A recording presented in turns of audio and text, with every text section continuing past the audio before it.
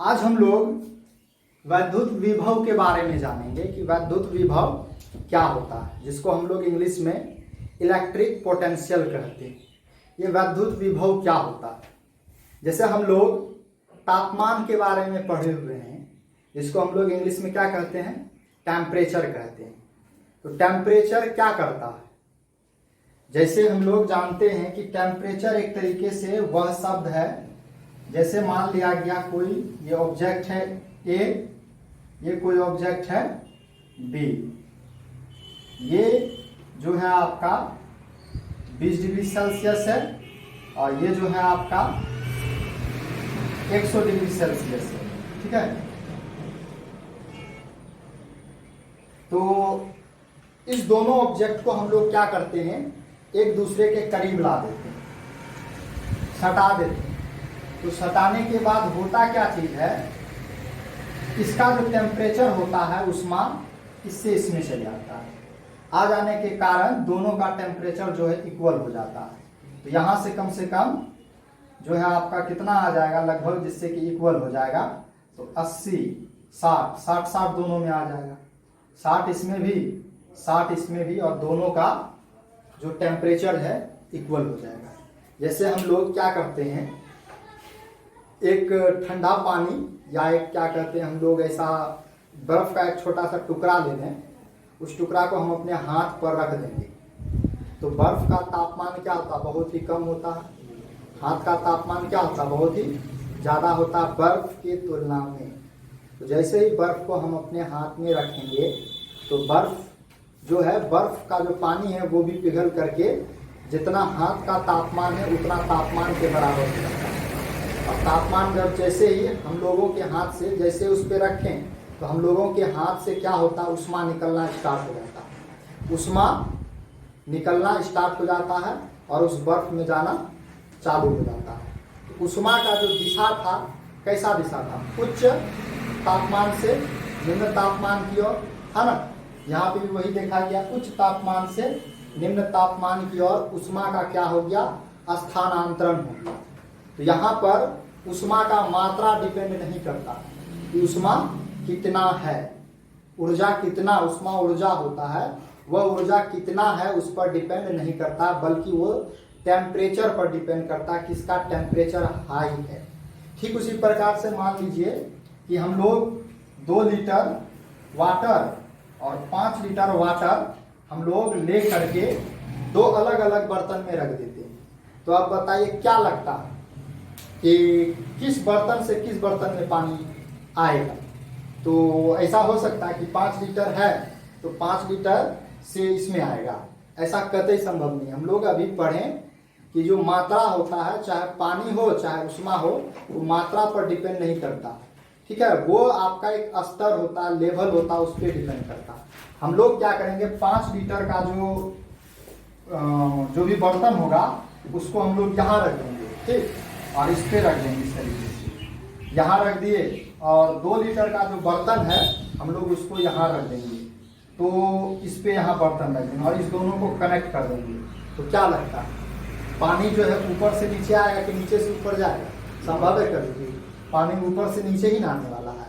तो यहाँ पर पता क्या चल रहा है, स्तर है ना, किसका स्तर, जिसका स्तर यहाँ पे पानी का ऊंचा है, तो ऊंचा पानी के स्तर से नीचे आएगा, है ना कि मात्रा पर डिपेंड कर रहा है। ऊपर होने के कारण वो ग्रेविटेशनल फोर्स लग रहा है, जिसके कारण उस पानी को नीचे लेके आ जा रहा है।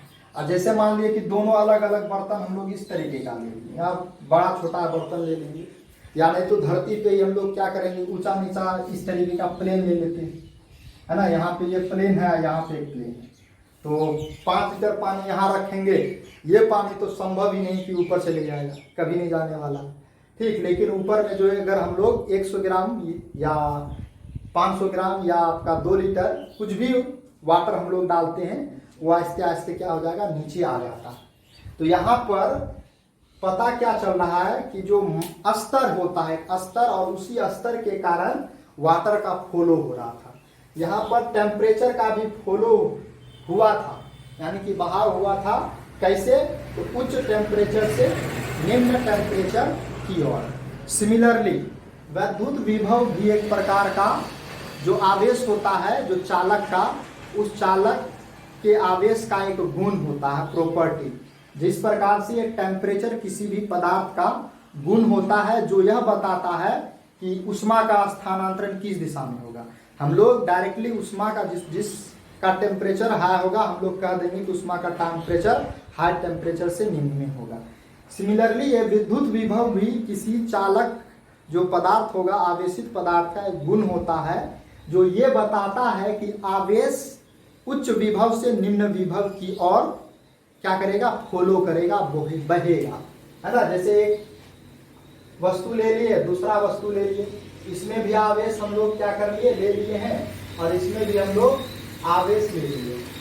तो अब दोनों को हम लोग अगर किसी वायर के द्वारा कनेक्ट कर देंगे तो यानी कि किसका आवेश किस बर्तन में जाएगा, है ना। इस चालक से इस चालक में आएगा या इस चालक से इस चालक में आएगा, ये कौन डिसाइड करता है, तो वैद्युत विभव भी करता है। जिसका वैद्युत विभव उच्च होगा वो ही आपका उच्च विभव से निम्न विभव की ओर गति करता है।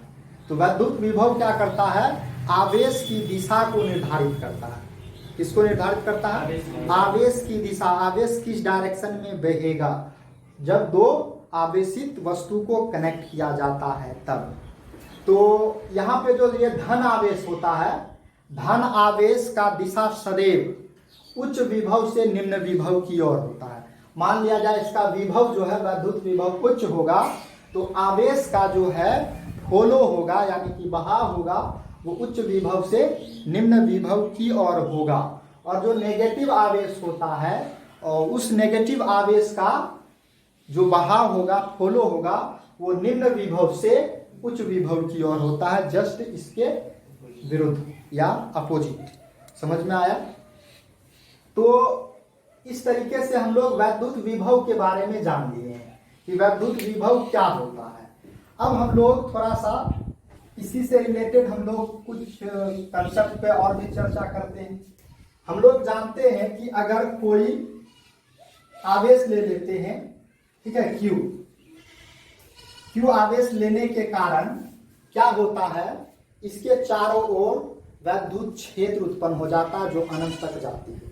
क्या होता है, वैद्युत क्षेत्र उत्पन्न हो जाता है और वो अनंत तक जाता। अनंत मतलब किसी भी डायरेक्शन में अनंत तक ये जाएगा। ठीक है, हम लोग दिखाए भी थे डायरेक्शन सभी का, ये चारों ओर अनंत दिशाओं तक ये जाता है, ये प्लस आवेश होने के कारण। तो ये आपका क्यू आवेश है, तो क्यू आवेश होने के कारण इसके चारों ओर इलेक्ट्रिक फील्ड होगा। हम लोग क्या करते हैं, किसी पॉइंट पर एक क्यू नॉट रख देते हैं, यानी कि परीक्षण आवेश को हम लोग रख देते हैं। तो परीक्षण आवेश को जैसे ही रखें तो ये परीक्षण आवेश कहाँ है, तो वैद्युत क्षेत्र में। तो वैद्युत क्षेत्र में है परीक्षण आवेश। तो अब गौर से बताइए, ये भी प्लस में है, ये भी प्लस में है, तो ये प्लस आवेश क्या करेगा, इस पर बल आरोपित करेगा ही करेगा 100%, है ना। और वो क्या करेगा, रिपेल करेगा, इसको धक्का देगा इस डायरेक्शन की ओर,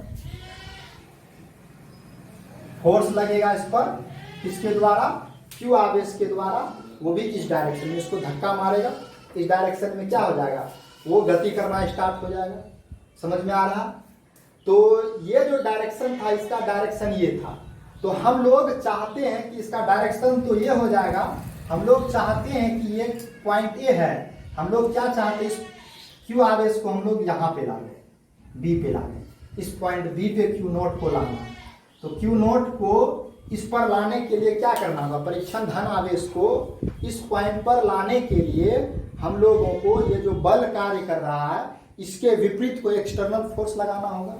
जैसे कोई क्या करता है, बॉल को हम लोग क्या करते हैं, फेंकते हैं, तो फेंकते तो बॉल क्या होता, वो प्लेन पर चलता ही रहता, चलता ही रहता, चलता ही रहता, जब तक कि घर्षण एक्सटर्नल फोर्स, बाह्य घर्षण बल नहीं लगता, तो वो तो रुकता ही नहीं। तो ये तो इस डायरेक्शन में लग रहा था, तो हम लोग इस क्यू नॉट आवेश को इस पॉइंट बी पॉइंट पे लाने के लिए कोई बाह्य एक्सटर्नल फोर्स लगाएंगे, वो भी इससे ज्यादा, तभी ना ये पॉइंट उठ के यहाँ आएगा, है ना। आने के लिए इससे ज्यादा, जितना फोर्स इसका लग रहा है उससे ज्यादा हमको फोर्स इस पर लगाएंगे, तब इसके विरुद्ध क्या होगा, कार्य करके इस पॉइंट पे आएगा। तो यहाँ पर क्या करना हुआ, एक बाह्य एक्सटर्नल फोर्स लगाना पड़ा हमको इस क्यू नॉट को इस ओर लाने के लिए। समझ में आ रहा? तो यहां पर हम लोग अभी क्या देखे, उसी चीज को हम लोग यहां पर बताए हुए भी हैं। तो हम लोग लिखे हुए थे कि वैद्युत क्षेत्र में अगर, लिखे हेडिंग लिए हुए थे, वैद्युत क्षेत्र में अगर कोई बिंदु आवेश या परीक्षण आवेश को हम लोग रख देते हैं तो क्या होता है, वह आवेश क्या करता है, एक बल का अनुभव करता है। लिखे हुए है ना, वैद्युत बल का अनुभव करता है। और वो वैद्युत बल का जब अनुभव करता है तो अब देखिए क्या होगा। तो वैद्युत बल का अनुभव किया तो वैद्युत बल का जो अनुभव करता है, तो मान लिया जाए कि ये क्यू नॉट आवेश जो है इस वैद्युत क्षेत्र में नियत वेलोसिटी से, किस वेलोसिटी से, नियत वेलोसिटी से या मंद गति से इस ओर आ रहा है। नियत वेलोसिटी का मतलब कांस्टेंट वेलोसिटी से इस ओर आ रहा है, या धीरे धीरे, मंद मतलब धीरे धीरे, मंद गति से इस ओर आ रहा है। इस पे क्या लगा, फोर्स लगा, तभी ना आएगा, अपने आप चलेगा क्या, नहीं ना, फोर्स लगेगा, वैद्युत बल लगेगा, तभी ये इस डायरेक्शन में आएगा। तो यहाँ पे हम लोग क्या देखें, वो जो होगा वेलोसिटी जो है आपका वो क्या हो जाता है, नियत हो जाता है। तो वेलोसिटी नियत हो जाने के कारण क्या चीज होता है, हम लोग एक्सेलरेशन यानी कि त्वरण के बारे में पढ़े हुए हैं। त्वरण क्या हो जाएगा, वो आपका 0 हो जाएगा। वेलोसिटी अगर नियत हो जाएगा, कांस्टेंट हो जाएगा, ठीक है, तो ये जो एक्सेलरेशन पढ़े हुए हम लोग, ए यानी कि त्वरण, उसका यानी कि ए जो होता है वो dv बट्टे dt कहलाता है। Velocity per unit time is called आपका एक्सेलरेशन कहलाता है। यानी कि जो वेग होगा, वेग में परिवर्तन की दर, वेग में जो परिवर्तन होता है, यानी कि पहले 5 किलोमीटर था, अब 15 किलोमीटर पर सेकेंड हो गया, 20 किलोमीटर पर सेकेंड हो गया, जो बढ़ता है, तो परिवर्तन हुआ ना यहाँ पर। लेकिन जब नियत चलता है तो परिवर्तन होगा क्या, परिवर्तन होता ही नहीं है। तो एक्सेलरेशन का मान क्या हो जाता है, आपका 0 हो जाता है। तो एक्सेलरेशन का मान 0 हो जाने के कारण इस ऑब्जेक्ट पर कार्य करने वाला बल का मान क्या हो जाता है, F का मान जो है वो 0 हो जाता है। वो क्या हो जाता है, 0 हो जाता है। यानी कि फोर्स का फॉर्मूला हम लोग पढ़े थे ना, एम ए यानी कि एक्सेलरेशन, ए का वैल्यू 0, एम इंटू ए, वो क्या हो जाएगा आपका 0 हो जाएगा। क्योंकि नियत वेलोसिटी से कब चलेगा इस पर, नियत वेलोसिटी से चलने का मतलब है कि जितना इधर से फोर्स लग रहा है उतना इधर से फोर्स लग रहा है, तभी ना कोई ऑब्जेक्ट नियत वेलोसिटी से चलेगा। तो दोनों का जो सम करेंगे वो क्या हो जाएगा, 0 हो जाएगा। तो यही लिखा गया, एफ का मान जो होता है वो आपका क्या हो जाता है, 0 हो जाता है। तो 0 होने के केस में देखिए क्या लिखा गया। सबसे पहला, कोई भी आवेश अगर हम लोग वैद्युत क्षेत्र में रखे हुए, ठीक है, वैद्युत क्षेत्र में रखे हुए हैं, तो उसमें सबसे पहले इलेक्ट्रिक बल, वैद्युत बल, एफ ई का मतलब है, ई मतलब इलेक्ट्रिक फोर्स, ठीक है, यानी कि वैद्युत बल। कौन सा यहाँ पे ये बल है, तो वैद्युत बल कार्य करता है। कोई भी हम लोग आवेश को इलेक्ट्रिक फोर्स में यानी कि क्षेत्र में रखेंगे, उस पर इलेक्ट्रिक फोर्स लग रहा था, इस डायरेक्शन में अभी हम लोग देखे हुए थे, है ना, इस डायरेक्शन में लग रहा था इलेक्ट्रिक फोर्स एफ ई, और हम लोग क्या किए, उसको उठा के इस डायरेक्शन में लाए बी पॉइंट पे। तो कोई बाहर एक्सटर्नल फोर्स क्या कर रहा है, कार्य कराना पड़ा।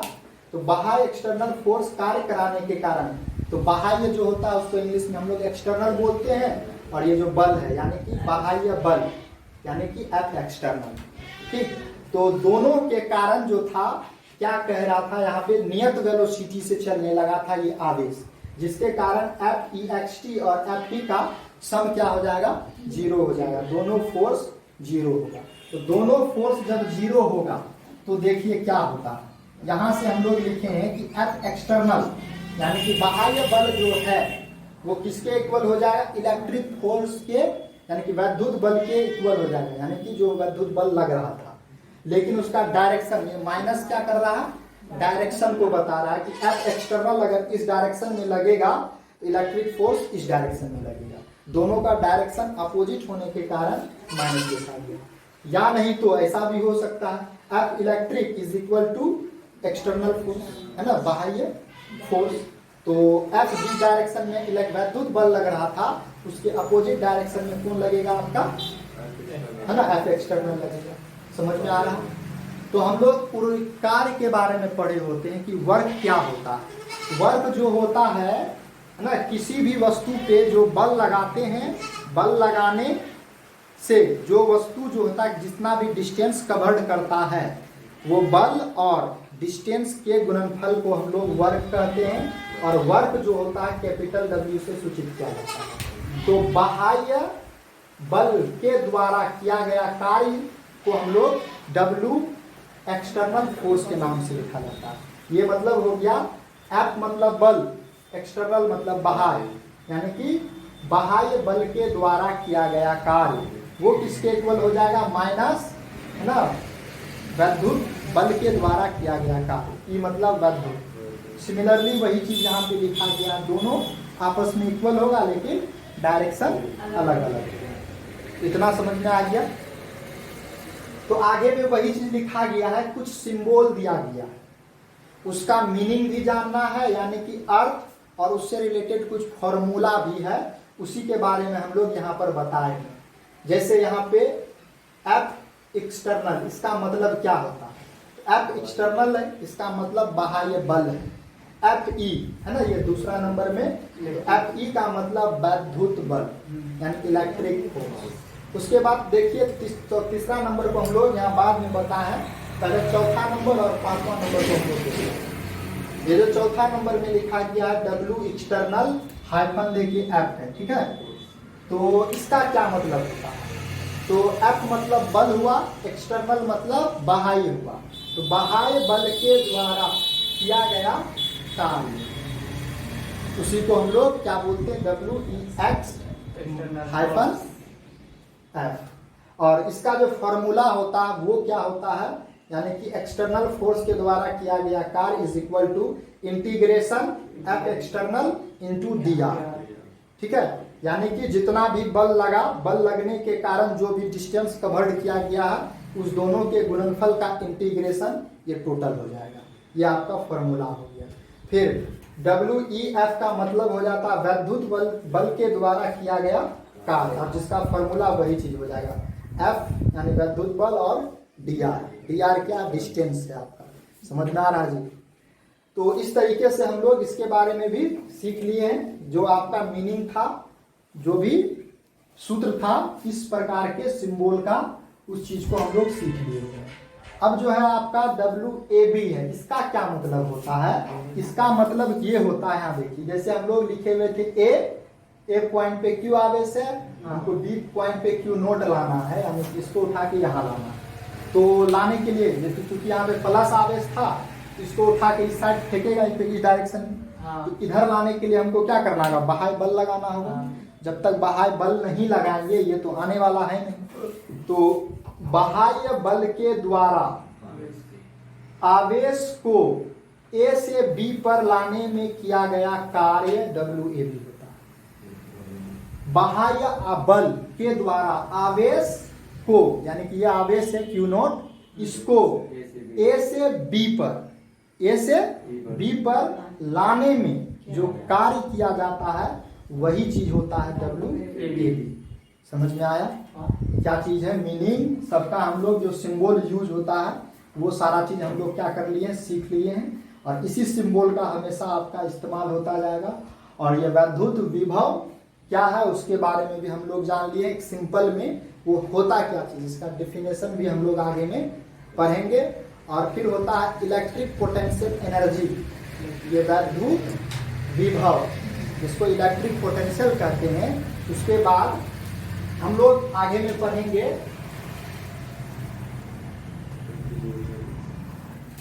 Electric potential energy, EPE, electric potential energy, यानी कि वैद्युत विभव ऊर्जा जो होता है वो क्या चीज होता है।